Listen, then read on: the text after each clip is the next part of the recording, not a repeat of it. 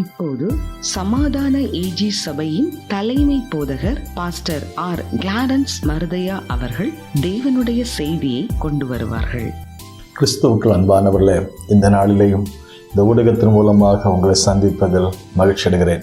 கடந்த நாட்களிலே கர்த்தர் செய்த நன்மைகளுக்காக நன்றி சொல்லவும், இந்த புதிய மாதத்திலேயும் புதிய காரியங்களை கர்த்தர் செய்யவும் எதிர்பார்ப்போடு இருப்போம். கர்த்தர் நிச்சயமாகவே இந்த மாதத்திலே பெரிய காரியங்களை செய்வார்.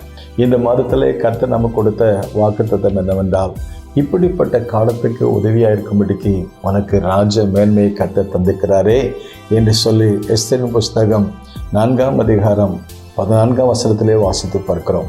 இப்படிப்பட்ட காலம் எப்படிப்பட்ட காலம்? ஒரு கொடிய காலம், ஒரு கடைசி காலம், அதே வழியில் ஒரு அறுவடையின் காலம். ஆவியானவர் வல்லமையாய் தம்முடைய ஜனங்களை சந்தித்து மாபெரும் காரியங்களை செய்கிற ஒரு கடைசி காலத்தில் நாம் வந்திருக்கிறோம். ஆண்டவர் சொன்னார், கடைசி நாட்களில் மாம்சமான யாவர் மேலும் என் ஆவியை ஊற்றுவேன்.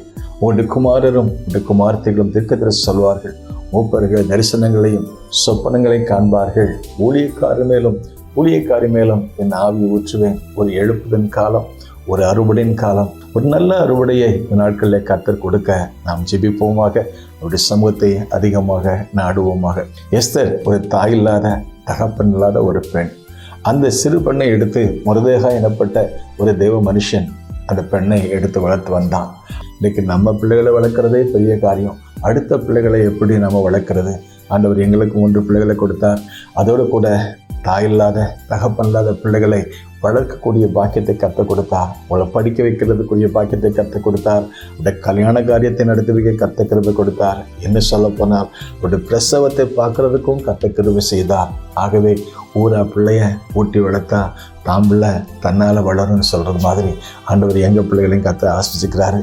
அதேபோல் நாங்கள் வளர்த்த பிள்ளைகளையும் ஆஸ்வதிக்கிறாரு. நாங்கள் வளர்த்த பிள்ளைகளை ஒரு பையன் ஆண்டவருக்குள்ள அழைப்பை பெற்று அவன் நல்ல படிப்பு உதவி செய்தார். பிடிஹெச், எம்டிஹெச், பிஹெச்டி ஜெர்மனியில் போய் ஹாம்பர்கில் படித்து இன்னைக்கு எங்களுக்கு ஊழியத்தை உதவியாக இருக்கார். அவர் சொன்னார், பாஸ்டர் எங்களுக்கு நான் சிறு பிள்ளையாக இருக்கும்போது தாய் இல்லாமல் தகப்பன் இல்லாமல் இருந்தோம்.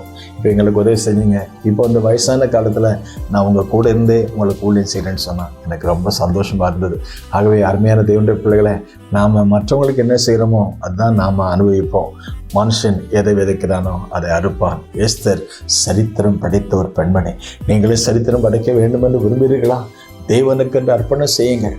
தேவனுடைய வார்த்தைக்கென்று அர்ப்பணம் செய்யுங்கள். ஒருவேளை உலக பிரகாரமாக தாய் இல்லாத தகப்பன் இல்லாத ஒருவேளை நீங்கள் எதிர்பார்த்த சூழ்நிலை இல்லாமல் இருக்கலாம். உன் தகப்பனும் தாயும் கைவிட்டாலும் கர்த்தர் உன்னை சேர்த்து கொள்வார் என்று சொன்னாரே. ஆண்டவராய் இயேசு சொல்லிக் கொடுத்த ஜெபத்தில், பரமண்டலங்கள் இருக்கிற எங்கள் பிதாவே உம்முடைய நாமம் வாழ்த்தப்படுவதாக.